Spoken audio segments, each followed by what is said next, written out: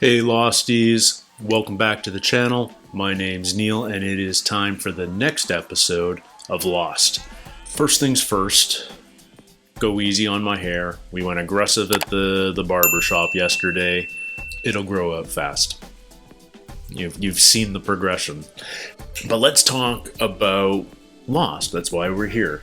We finished last episode, episode 2 of season 3, with Ben offering up a deal to Jack that if Jack cooperates for just a couple of weeks, Ben will send him home. Doesn't say how, doesn't say what the cooperation entails, but apparently the others have the ability to send our survivors home.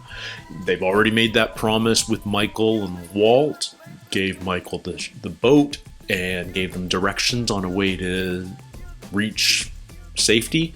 We don't know whether that's a real way out or not, but that's been offered up, and maybe there's other ways home as well. Clearly, the others are in contact with the outside world. First of all, we get our supply drops, and secondly, they get the news. They know about the new president. They know about the Red Sox winning the World Series. They know about Christopher Reeve dying. They're living a very civilized life on the island, at least until the crash of 815. We're also starting to learn about the others community, and not just who everyone is, but how they interrelate. That great reveal at the start of season 3, we sort of look back on that now, as we see Juliet getting ready for her book club, and there's little nuggets in that opening sequence where we learn that apparently Juliet and Ben used to be a couple. They've split. They're obviously still working together, but there's some tension there.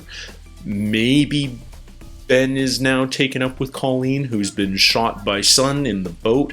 The boat did get away. The others have it now. Colleen was shot in the gut. I'm willing to wager she's not dead, but we have, as an aside, Sun proved her badassedness in that scene. She is willing to pull the trigger. She managed to escape. She's one of the really strong female characters amongst our survivors that makes this show so appealing. Anyway, so we're starting to wrap our head around the social dynamics of the others. They aren't just all this anonymous, faceless enemy. There are individuals in the group. I haven't absorbed all their names yet, but we are starting to see these different people. There's also apparently other prisoners or punishment. There's the young guy that was in the opposite barricade to Sawyer before Kate was moved there. He had an escape attempt. It felt like a setup to me early on. It felt like this was all there for Sawyer's benefit, and yet later, I'm blanking on her name now, Danielle's daughter, Alex, she surreptitiously communicated with Kate while Kate was working the chain gang, and she was looking for this boy. I'll have to go back and check his name. But my point being, the others are punishing their own. It's a complex community. They aren't single-minded. They aren't all strong soldiers. Sawyer deciphered that when he fought some of them during that chain gang fight. Some of them certainly can handle themselves, but Sawyer realized that many of them can't. Juliet knows how to handle herself. Uncle Jack, I have to learn his character name. I'm going to think of him as Uncle Jack from Breaking Bad for now, but he can handle himself. Sawyer thinks he's got the upper hand. He's sort of figured out some knowledge about the others, and yet Ben is proving to be such a formidable foe. He's obviously got them under surveillance. There are cameras at the barricades. There are microphones at the barricades. They are being constantly observed. And if they're being observed by somebody like Ben, you also know that they're being manipulated by somebody like Ben. Jack, Sawyer, Kate, they're all being broken down, and Ben knows how to target them. He's he's as good an interrogator as Saeed. He may not be a torturer, but he's good at finding out what he needs, and he's good at manipulating people to give them what he wants. And Jack is on the verge of breaking. So it'll be interesting to see whether he complies. I can't imagine that he will, but he's being broken down as a prisoner. He's not a man that deals well with being captive, with not being in control.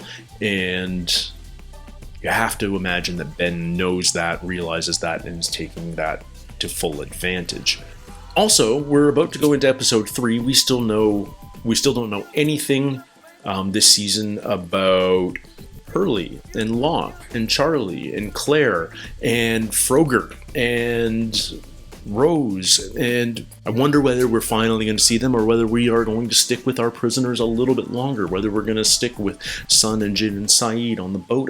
Well, I guess they're not on the boat anymore. Now they have to make their way back across the island themselves. Are they going to come across Hurley, who's also making that same journey? Or, are we just going to see them reappear in Survivorville? Anyway, lots of questions. Lots still going on. I know episode 2, The Glass Ballerina, it wasn't the strongest episode. And part of that, in my mind, was some of the... how to put this?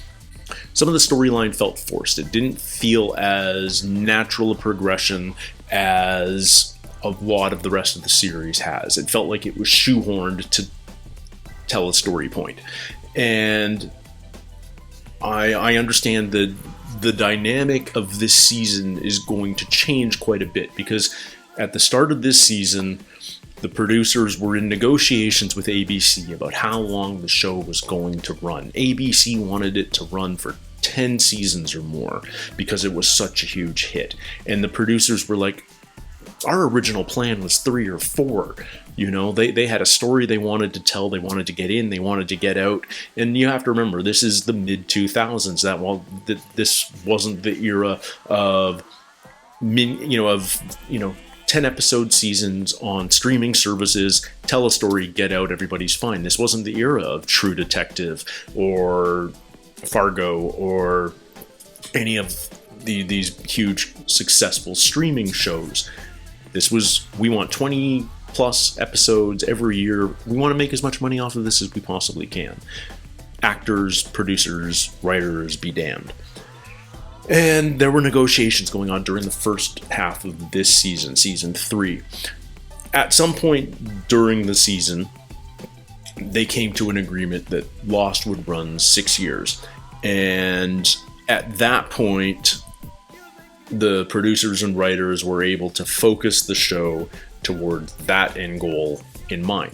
But up to that point, they had to stretch the story out a little bit. They had to do some little standalone episodes that maybe didn't drive the story forward the way they otherwise would have. So I'm fully expecting that in the first half here of season 3, there's going to be a few episodes that don't quite hit the mark, that are maybe filler episodes, for lack of a better word.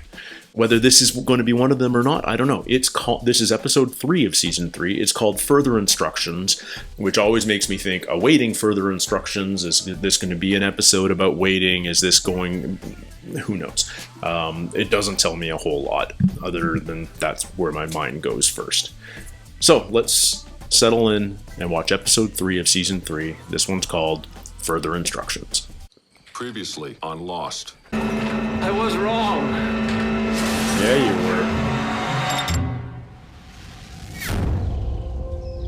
were. We're back with Locke. Love it. It's about time. You knew he was going to survive the incident, the accident, the event, whatever you want to call it. Oh, and we're right in the bamboo forest, just like Jack at the start of season 1. Okay, not bamboo, but you know what I mean. Tall grass. Desmond? No. Yeah? Could have sworn Desmond would have died in the... Is he paralyzed again? No.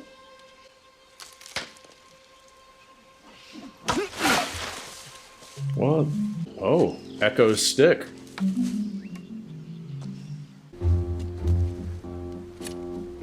is he... What's going on? Oh, what's the mission now? Oh, is he gonna start building the church? So you're gone for a whole day after a massive hatch detonation. He can't speak? So where are Echo and Desmond? Are they off being mute and building structures as well? You need to speak. The sand. You need to speak to the sand. Trees. Yeah, I've heard their wonderful conversationalist. That's a fun little joke to Lord of the Rings, since Pippin had many conversations with the trees. Island. Island. He needs to talk to the island. So Locke is mute. What is that about? At least we're finally back to Survivorville. I need you to stand guard. You are aware, John, that I detest you, aren't you? The sodding hell is a sweat lodge. Is that what he turned the church into? Where you headed? Eureka! Is that... Fine, get you far as Bridgeville. It's frickin' Jesse from Breaking Bad? What? This is worlds colliding. Eddie. Hi, Eddie. What's in Eureka? I heard there was some work there, cutting timber. All I know is that I had to get out of where I came from. Mom's dead, Dad's a drunk.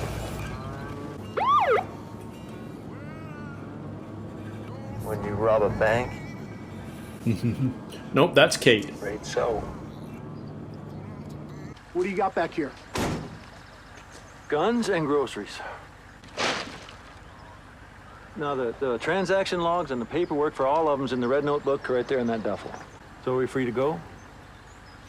I could still take you in for picking up a hitchhiker. Oh, that's my uncle. So what is with all the guns? Uncle? You're not taking drugs, are you, John? Is that the sound he whipped up for Boone's head wound?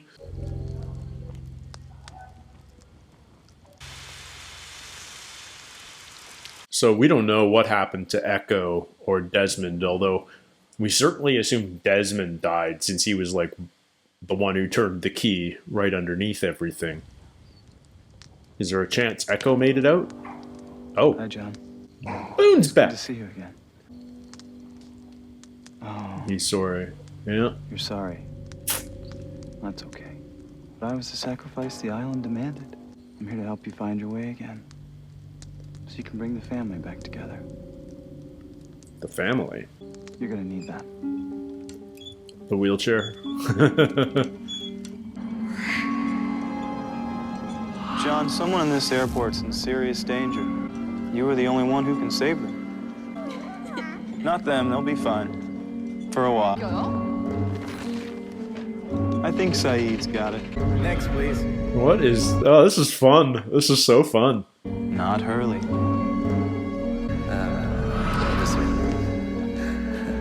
I love that they're still throwing Desmond in here and there. That's awesome. He's helping himself.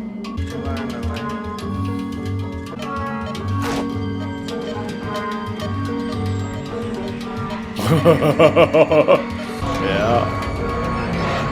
There's nothing you can do for them, not yet. First, you have to clean up your own mess. Come up here, John.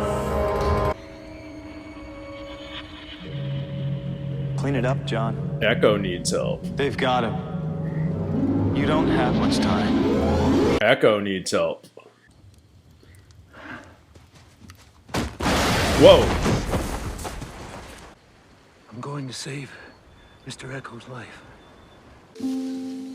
So where is Echo? We know his stick fell from the tree. We know John ended up in this grassy field. Oh, there's Echo's necklace. That was easy. He was dragged this way. By what? Did the others have him? Polar bear. Sawyer killed the polar bear. There's two. Killed a polar bear. You don't want to go with me, Charlie. Bad things happen to people who hang around with me. Hey, Bobby. What is... Where are we? This is presumably post-Helen and post his dad. Is this all part of him, like, finding himself, his spiritual journey? What's that? Oh, Dad, Eddie, he's got a you got a Geronimo sweat Jackson shirt. Anybody who wants can go in there and light a fire, meditate. And then you're supposed to figure out what to do with your life, you know, what direction to take. Figure out if you're a farmer or a hunter.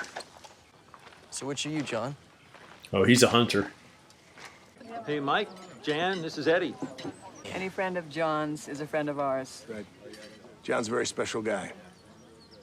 John, you want to say some grace? Yeah. Thank you for helping me stop being so angry and for helping me find a real family. Thank you. Thank you. Oh, man. He's not going to do well, Eddie. He's so young looking, too. I mean, obviously this is pre-Breaking Bad, but man, is he young looking. Is that the hatch? What's left of it? Wow. There's a crater. Looks like it imploded. Okay, Hatch is definitely gone, but Echo somehow got out. Now what about Desmond? He's helping himself. Oh, deer? Oh. It's an active kill. Whatever was eating this is going to be back for more. If you want to say polar bear, you can just say it. Polar bear. That was poor choice of a prop. Polar bears don't have wool, they got fur, and that looked a lot more like wool than fur. Of course, we knew that there were two polar bears because the second one attacked Walt, rather. Michael saved him. Who'd he throw the knife at? Holy shit, Hurley. He's back. Dude. Okay, Hurley made it back. That's awesome. They kept Jack, Kate, and Sawyer, and they sent me back to tell everyone else that we can't ever go over I was there. about to say, we always have the issue of the unreliable narrator on this show, Henry? especially He was there. in circumstances like He's when the leader. Locke just had a hallucination session in the sweat lodge, so you can't be 100% sure this is real, but somehow incorporating Hurley into it makes me feel like I can trust this. Go back to the beach, Hugo. Wait, where are you guys going? The island told Locke he has to save Echo. Save him from what? The polar bear. Bear's got him. Bear? What bear? What she really wants is a daddy, like everyone else here. You should take advantage of that. That's not really funny, Eddie. It was a joke. I'm sorry. What's going on in that greenhouse over there? Now is this a cult? Fertilizer equals bombs. Your family's got too many secrets. Now I see the fertilizer going into that greenhouse. I know what's going on, and I want it. In on what? Whatever you guys are trying to blow up. It's weird because he doesn't sound like Jesse at all, and yet it clearly is. You're not going in there, Charlie. What? You don't get to tell me what I can't do. If I want to go in there, No I'll go one in. gets to Why? tell me what I can do. Hairspray. Now, I hate to be the one to point this out to you, but it's not for me. Okay, so he's basically going to have a blowtorch for the polar bear. You're going to set the polar bear on fire? Is that how you beat it? So they just sent Hurley back on his own. That doesn't seem good for Hurley. Bear? No, it's going to be Who's that? Saeed, son of Jim. Desmond? Whoa, dude. I woke up in the jungle like this. The hatch blew off your underwear. How do you feel about tie-dye? It'll do the job.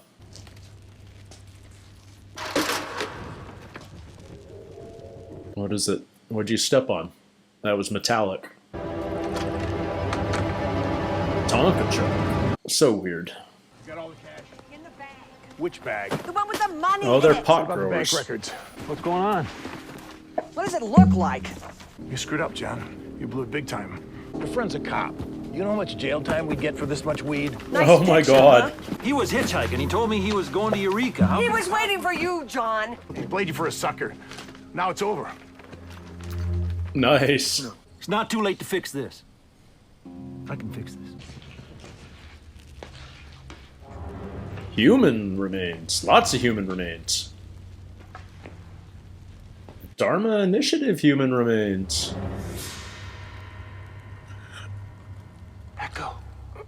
Did I just see half his arm gnawed off?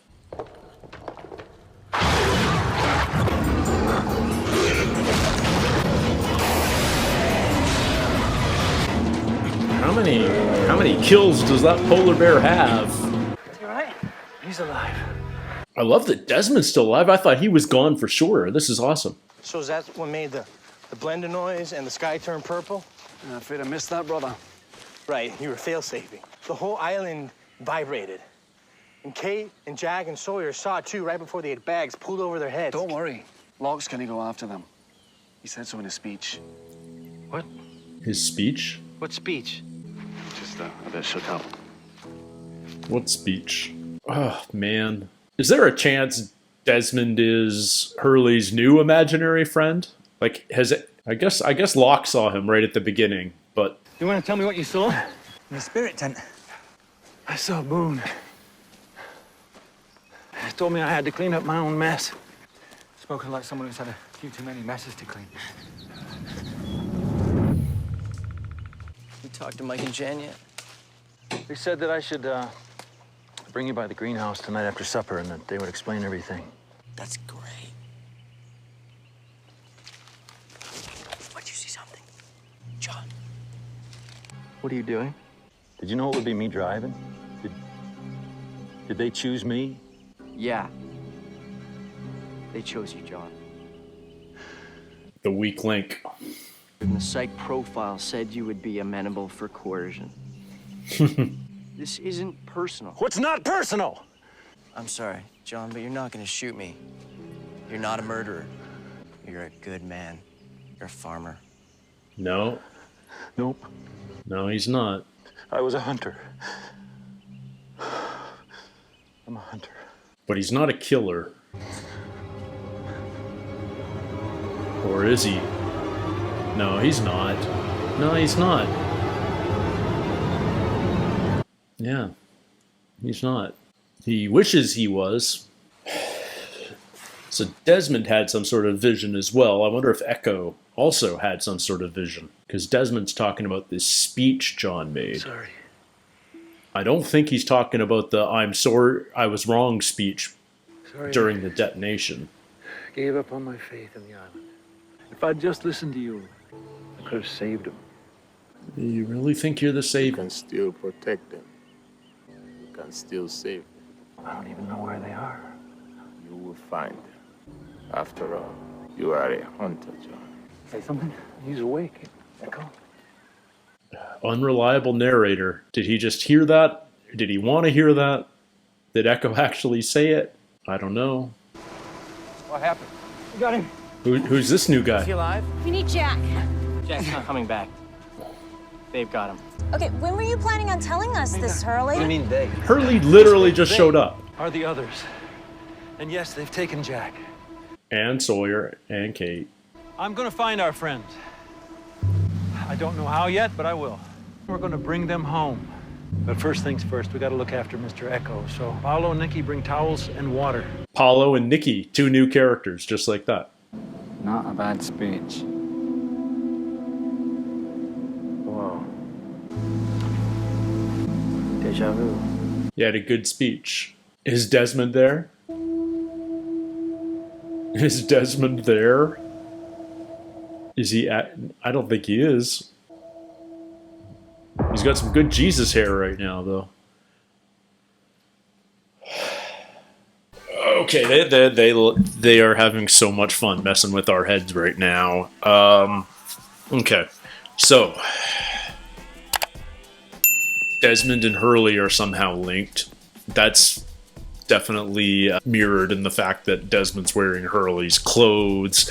Desmond somehow pre-heard the speech that Hurley heard from Locke on the beach about going to save Jack and Kate and Sawyer.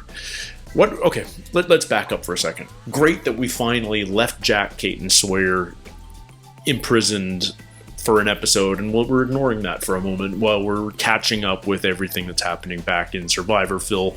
We get Locke's backstory even further. You know, he fell in with a bunch of pot growers in Northern California before the era of medical marijuana, obviously. And yeah, you know, what an awesome pre-Breaking Bad cameo for Jesse Pinkman, man. That's awesome. what a nice surprise that was. I mentioned it during the episode, and it's worth repeating now. Let's talk about the unreliable narrator. We've touched on this subject before. You know, like, can we fully believe everything that Claire remembers from her time in the staff? You know, she was heavily drugged during all of that. So are her memories 100%? Maybe they are, maybe they aren't. In this episode, you know, we start early with Locke taking these hallucinogenic drugs. And have they completely worn off the second he bursts out of the sweat lodge? Maybe, maybe not, you know? So you can't 100% trust everything that we're witnessing and seeing. And yet, that perhaps explains that little interaction between Locke and Echo while Charlie was getting water right at the end, you know? Did Echo actually say that? Did he even wake up? Or is this just Locke projecting again, you know? Like, reinforcing the idea that he's a hunter. And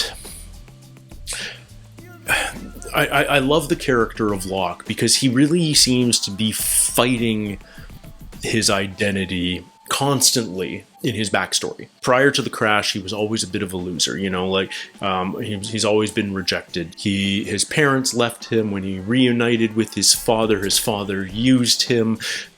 His relationships were doomed to fail. He's the screw up that ended his new family in Northern California. He wants to be a hunter. He wants to be an alpha. Is he actually? I don't know. Can he be? It appears so because he took the opportunity of the crash and regaining the use of his legs to reinvent himself. You know, he was, remember back those very first couple episodes in season 1. He's quiet, he's reflecting, he's not participating, and it feels like he's taking that time to really decide what to do with this new opportunity. And when he finally starts to speak, when the first time he sort of really gets involved is, we're going to go hunting for boar. That's the first thing he offers up is, I'm a hunter. I have knives. Let me lead this expedition. And a lot of that personality is put on. Like, what we're realizing more and more is Locke was never like that in the past. This is a new personality that we're seeing on the island. And it's a conscious decision on Locke's part to adopt that new personality, because for once nobody knows who he is, and he gets to start fresh. He gets that tabula rasa to reinvent himself. And that idea keeps getting reinforced the more we learn about him from the past. That, you know, maybe he actually is a farmer who wants to be a hunter. And he's struggling with that on a constant basis. You know, as much as he doubts his faith in the island, in the hatch, in the numbers, maybe he also has moments of doubt in himself. You know, maybe he isn't really a hunter. Maybe he isn't really an alpha. Maybe he is that loser that constantly lets down those around him. It's an interesting idea to think about. Great new episode. I'm glad that we sort of filled in a bunch of the blanks. We casually introduced a couple of new survivors there at the very end. Nikki and Paolo, I think. I don't know if that's going to turn into anything or not, or whether we just needed a few more people speaking lines in that moment. But there we go. A couple of new ones there. Desmond is alive, or at least we think he's alive. I was sure that he was basically sacrificing himself at the end of season 2 when he turned the key. That we would never see him again, and that that he was gone. And yet he's alive, which makes the whole Penny search for Desmond much less tragic. You know, now there's real hope that that relationship can be restored. You know, it was kind of sad that the moment that let Penny find Desmond, that the electromagnetic anomaly, was also the moment of Desmond's death, or at least that's the way we thought, or at least that's the way I thought. Maybe you guys thought differently, but now Desmond's alive, confused perhaps, and wearing a tie-dye t-shirt dress, but alive. Or not. I mean, has anyone interacted with him other than Hurley? And we know Hurley has some mental illness. He has history of imaginary friends. Is Desmond his new Dave? I'm not 100% certain that Desmond is alive at this point. I need to see other people interact with him, because no one else seemed to acknowledge him down on the beach throwing rocks there. And if he is alive, he's sort of in some deja vu loop where he has been sent back from the future because he remembers a speech that Locke hasn't given yet. So many questions. I expect nothing less from Lost. I'm loving the new direction. Strong episode. And I am very much looking forward to more. So until the next one, everybody, take care, stay healthy, and we'll see you soon. Cheers.